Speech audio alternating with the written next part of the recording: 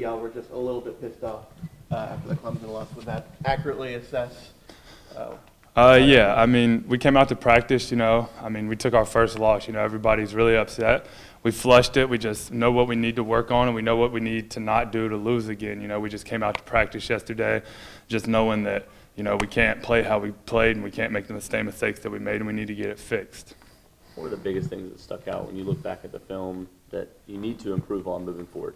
Yeah, it's just communication for us, Stadium, Clemson was a loud stadium, but it's still not an excuse, wherever we're at, no matter how loud the stadium is, how quiet it is, our communication should always be 100%, and it just wasn't there on last Saturday, and we need to really improve that and all be on the same page all the time.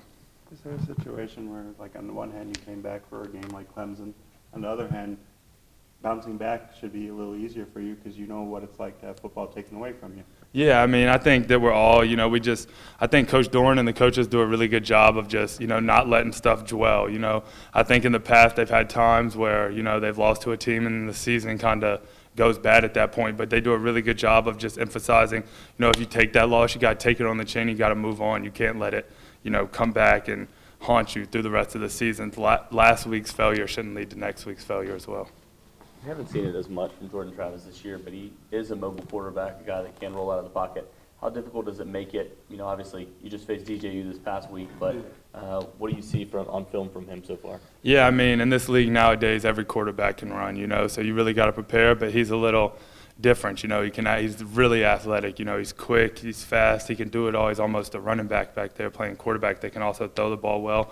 So just repping that in practice and understanding that, if you get him in a tight spot, he's likely to escape. So we just got to have good eyes, and people need to know what they're doing to stay on their assignment. They're not giving up a lot of sacks. How much of that has to do with his elusiveness? I think a lot of it, he gets them out of a lot. He's able to make people miss, and he's able to, you've seen a lot of plays on film where he's tackled and he gets out of it somehow and he makes a negative 6-yard gain into a 15-yard pass. He does a really great job of that, and I think that helps him a lot, but the O-line does a good job as well. So we just got to come in with a full head of steam and really try to execute what we got going.